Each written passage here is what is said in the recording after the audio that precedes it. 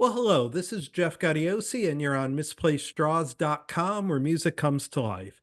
And my guests today are two world renowned musicians who, along with many others, collaborate in a project called the Mandoki Soulmates. The Soulmates have released a new record called Memory of Our Future. And here to talk about this ambitious project are Leslie Mandoki and, best known for his work with Cutting Crew, Nick Van Eede. Welcome, gentlemen. Thank you. Thank you for having us. No. And I'm really proud and privileged that we have Nick with us because, as a songwriter, as a producer, you always dream about a certain voice and a certain talent to kiss melodies alive and kiss words alive. And Nick is one of this wonderful, greatest talent around the world. And I feel myself very privileged, very honored that he joined in since a long, long time, and I feel myself really privileged that he's sharing the vision. So I'm also. I think that's the end of the interview for me. Then thank you. Goodbye. You're all set. I've done my bit. Well, let's start with the songs on this record. I mean, for those who may be unaware of the band, the music is a unique blend of jazz and prog and rock. But for me, your lyrics always stand out. Talk a little bit about the themes behind the lyrics in Memory of Our Future. And this is kind of silly to start with, but it's like this, that as I was 12 years old, I said to my dad, I don't want to be a musician because my dad was a musician. And I was winning the contest of the young poet contest of Hungary. So in Hungary is a very much literature and a poetic oriented country. I mean, so this is where we don't have war heroes squares. We have squares for composers and poets. And so I have had a very, very, very strong literature background, but not in English. But it's in Hungarian. And for my very special situation, I never learned English. I never learned German or French because I was raising and behind the Iron Curtain. And the idea of the Russian occupation was that we all from North Korea to Cuba speak Russian as a second language, as the Western Hemisphere speaks English as a first or second language, and we speak Russian as a second language. So, but secretly, I learned English as I was a teenager, and I was in an occupation, in a kind of uprising, anti-communist rebellion, so I'm always coming up with this crazy lines and the crazy poetical content. But of course, when it comes down to sing, I mean, Nick is so creative and a blessing songwriter himself, and he's just spicing it up and coming up with very, very, very often very nice, and it feels like it was just a tiny little idea, but at the end of the day, it makes it much more powerful, more singable in a way, and the phrasing. So although I'm the writer of those, his creative involvement couldn't be.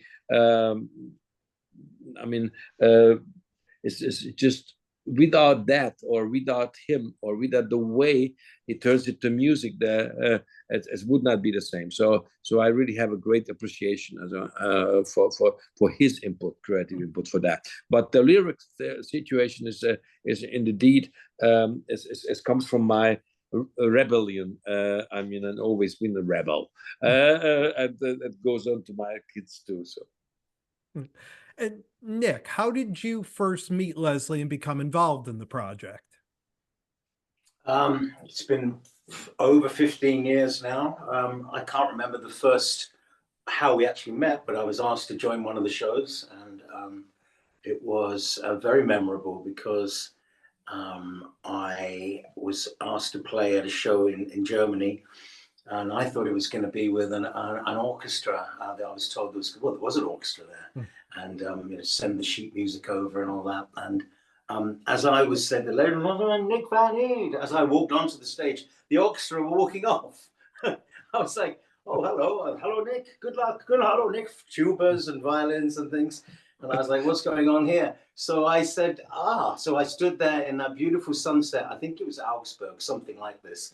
And I was to do Died in Your Arms. And that was the first time ever I played it completely on my own with the acoustic guitar because I had to. So there was a version of that song Born then, which we still do to this very day. So that was very much, as we say in English, happenstance. And it's been some glorious times. You know, we've been around the world 2 or 3 times, made a lot of music, done a lot of recording. And for me, you know, to sing alongside people like Greg Greg Lake and Jack Bruce and down maybe a generation, Roger from Supertramp, you know, Roger Hodgson, that was, you know, I still play with John Helliwell from Supertramp, who's become one of my dear friends. So it's not only an honor, sometimes I have to sort of close my mouth a little bit and go up and, you know, I'm in this band as well.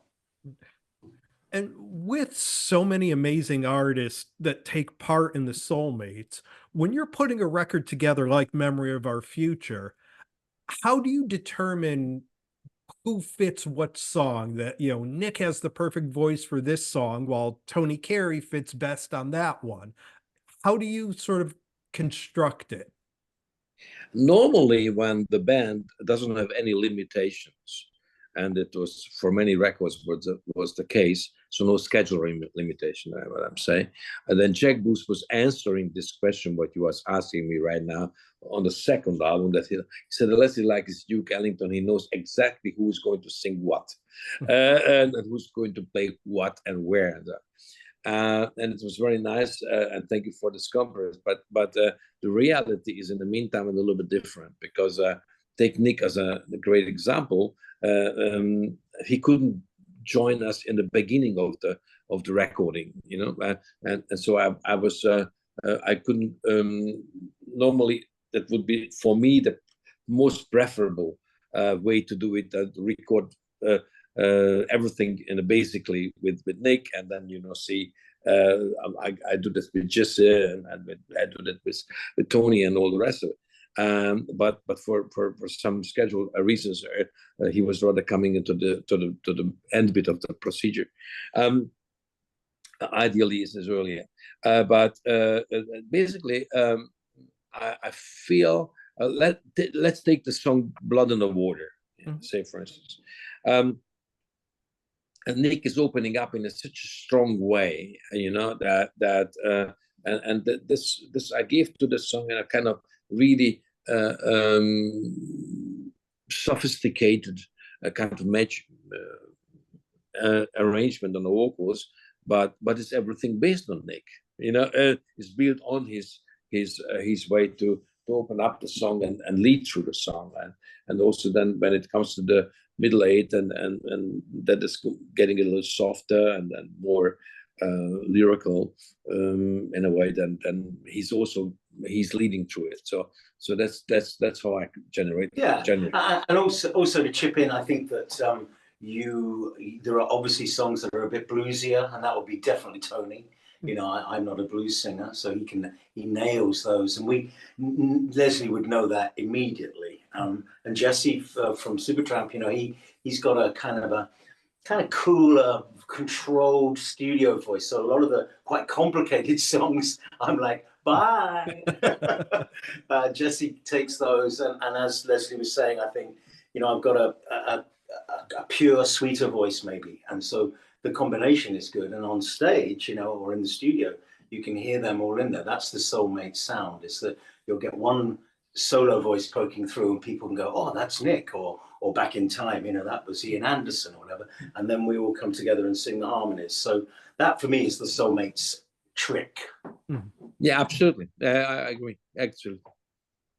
And one really cool thing about Memory of Our Future is it was recorded entirely analog. What was the impetus for sort of going back and using analog technology for it? Oh, the answer is very simple. We were doing our anniversary concerts, and Ian Anderson gave a comment on that, and he said, you know, Leslie, we are all aging very differently. And it's true, you know, we all living like we would be 30, but we are not 30.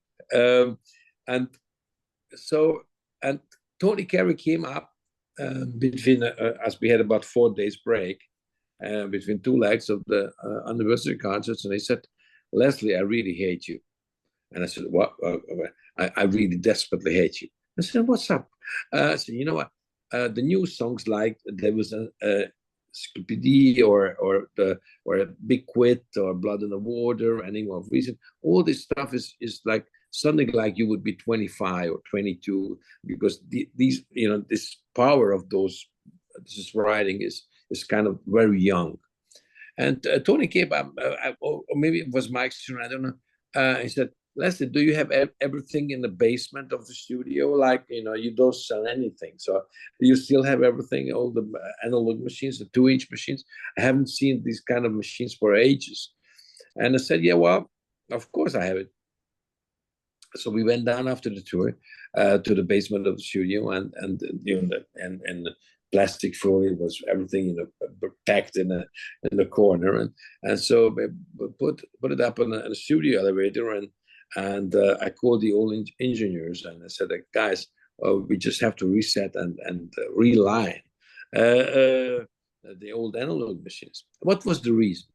The reason have two corresponding elements. The one is sonic, a sonic reason, because the sound's different. The highs are something different, the mids are something different, the bass is a beautiful sound aesthetic, as I would say. You know, this is one side. Other thing, to record with analog, is the difference is like when Nick is singing, you don't have 20 tracks to choose from, you know, to comp it. You have certain limitation, and it's funny when a guy like me escaped communism, but and realized that limitation can be an inspiration, because I always was fighting limitations in my life. So, but this kind of limitation that you have only one track from one guitar solo was really a true inspiration. And now, Yeah. but recording like that, and again, the Soulmates, you have people all over the world. Does that mean, you know, does everyone have to come to your studio? You know, Nick, do you have to go down to the studio and record there as opposed to digital file sharing? No. Yeah. Everybody Yeah. So I'd like to answer this one, because it is unusual, and that is that you go to Leslie, you know, they have this beautiful studio in south of Munich there, which is a dream beside the lake. And very, very often now, as you were saying, Jeff, that you can send in a file from the drummer in Siberia, and the flute solo from Melbourne. As far as I know with Leslie, just about all of the stuff from vocals and real proper solos and things, you go to the studio, and that makes it very special. You get that kind of continuity of thought. Would that be right to say, Leslie? Absolutely.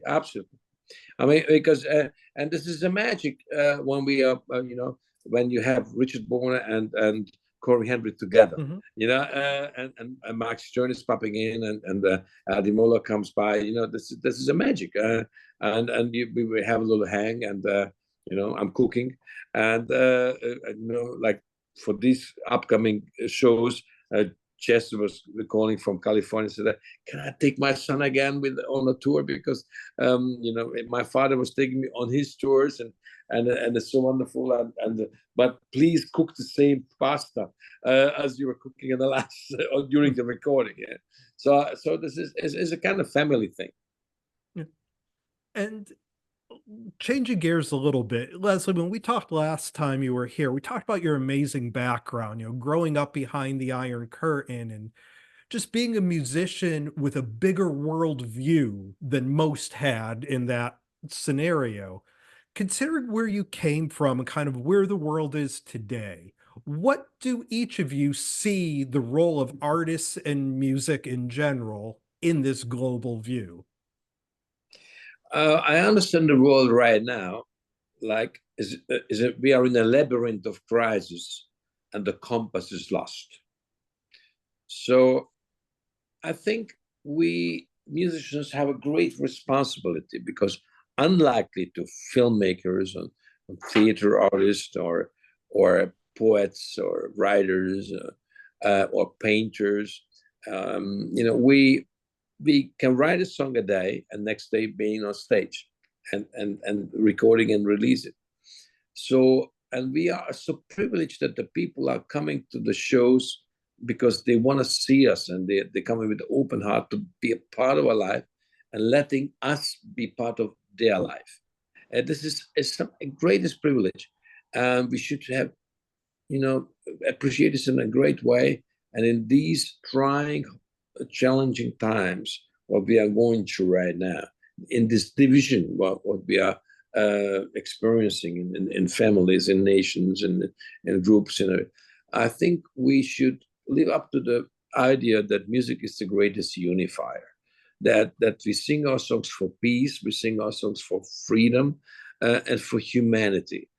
They are very general aspects of life, but it's so important, especially because wars are back in our the center of our lives, and we know that what's happening in the hearts of people, and when you facing the evil, and music has a great responsibility to play and to build the bridges, even if you don't see where the bridge was, to take the stars and be the lighting torch at the end of the tunnel.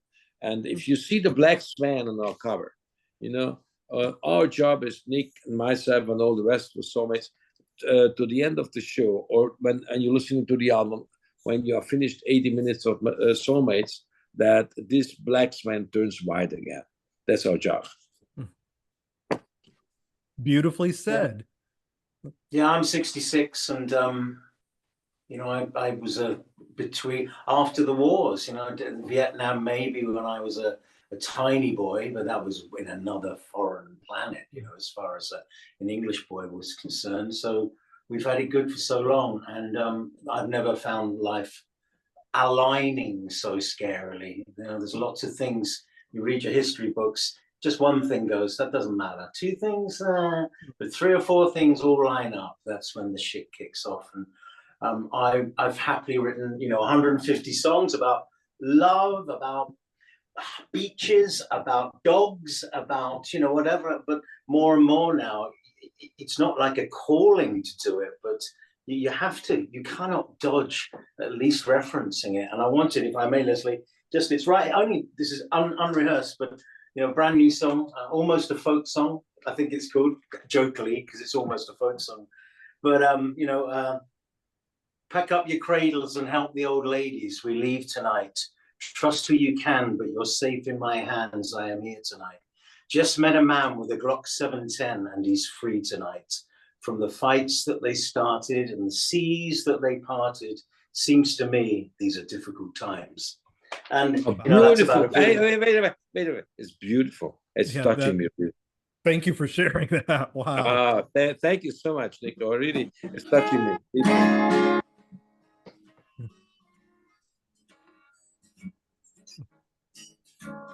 Back up your cradles, help the old ladies with tonight. From the fires that you started and the seas that you parted, seems to me these are difficult times. So it's angry, it's making the point, and you can't dodge that anymore, can you? No. Thank you so much for sharing this with us, Nick. I really appreciate it a lot, because this is all about this is responsibility. What you were just displaying right now. That's because the love of our audience. I put this way around. Nick or myself or any other Soulmates or any other artist, individually don't have a voice. This voice is given by the love of our audience. It's actually their voice. And like I always say, we don't really write the songs. Life is writing the songs. We just are in the privileged situation that we are allowed to write it down and reflect that crazy trying times, as Nick did it right now. And this is a privilege, and the privilege brings responsibility to do things what Nick was doing right now, and to point out, and that's it. Yeah, and I think, Leslie, you were 20 years ago, you were singing with that rebel in your heart because of where you came from and because of your past.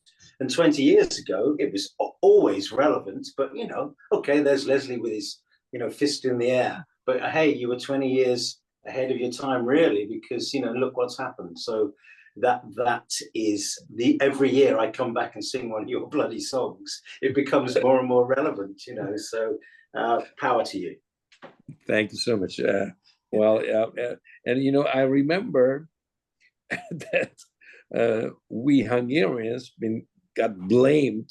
It was 88, as we spoke very despectively about Russians, and we called them an evil nation. And God, you can't talk about Russians like that, and all this.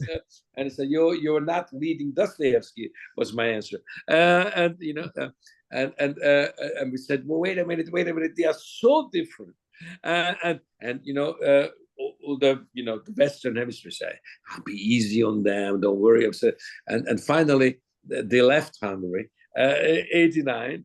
But I never gave up to be in fear that they come back again.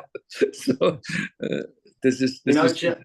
you know, Jeff, we have a very strong power as well with social media, as do you, and so you can say whatever you want, and it's very easy to keep your head below the parapet, as we say in English, you know, and oftentimes music, people are like Cutting Crew, for example. I can get 700 likes one day. I can put a picture of my dog and get 800 likes. But you start putting your head above the parapet. Just yesterday, I posted a picture of Modi, the Indian Prime Minister, shaking hands with Putin yesterday. And I say, the caption I put is, "Would you care for the next dance?"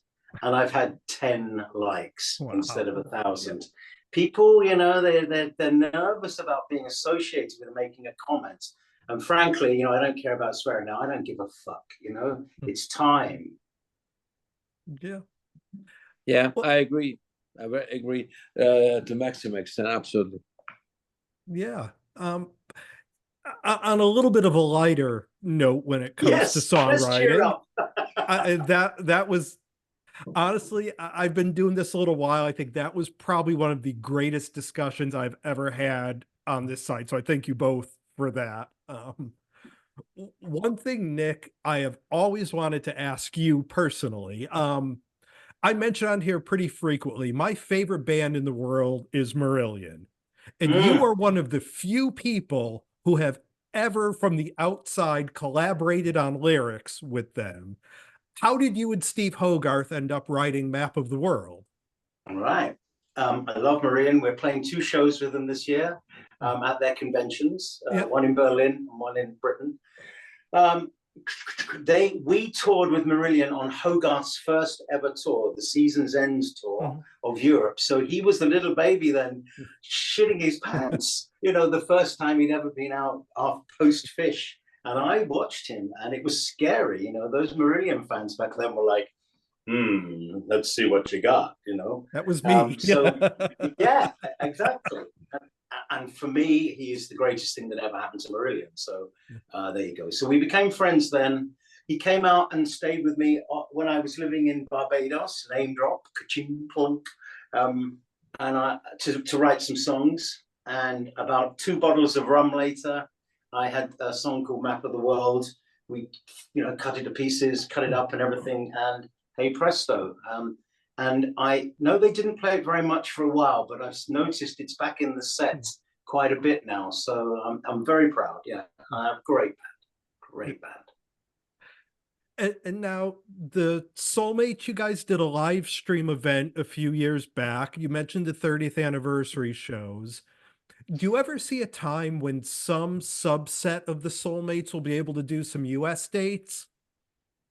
Actually, we are negotiating this now because our album is so warmly and well received in the United States, so that it's really time. And we played actually once one show in the Beacon Theater in New York, and that was wonderful. That we were invited by the Grammy organization to do the show there, and it was legendary place, of course.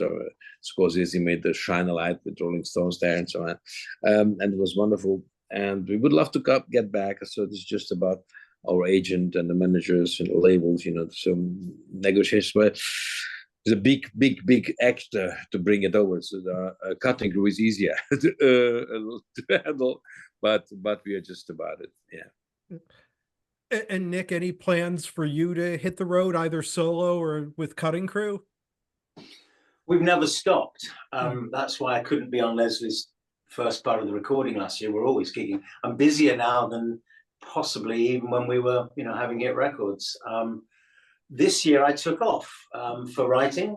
I'm writing a book as well called Nunuti, which is about a serial poisoner from Ireland who meets up with a Japanese porn star. There you go. I'm having a lot of fun this year, and I start again with Leslie just for a couple of shows in August, and then the rest of the year off, and then next year completely, back on it again. I miss it already. It's in my blood, singing and playing. But what I have enjoyed is, I suppose, for me to write. I always find it amazing when these bands. I don't know about you, Leslie, but these bands that we wrote the album on the road. It's like, how did you do that? If I'm on the road, I'm either sleeping, eating, singing, or drinking. And other things when I was younger. So this. Let's talk about that. Yes, exactly. Passing on. But how do you write an album on the road? So I have to go into my little room, get my books out and 4 or 5 guitars, tune them weirdly, and write songs. So I am enjoying that. The pace has slowed down for me to, just go. Whew, that's how I write good songs. Well, we've been spending some time here with Leslie Mandoki and Nick Van Eede of the Mandoki Soulmates. The record is called Memory of Our Future. It's a great record. It's a powerful record. I highly recommend it to everyone out there listening. And guys, thank you so much. Hopefully we can catch one or both of you here in the States sometime soon. Yeah. Well, we hope to see you very soon, and thank you for having us. And I would really would like to thank Nick, my dear friend and soulmate, to sharing it this hour with us. And thank you for sharing this beautiful new song that you wrote. So, because this is very important to raise our voice. And I say this with one of the titles of the songs, "We Stay Loud." Yeah, thank you, and I love you, America. You're very important to us Europeans. Get it right. Amen. Thank you, yeah, gentlemen. Get it right. That's a perfect.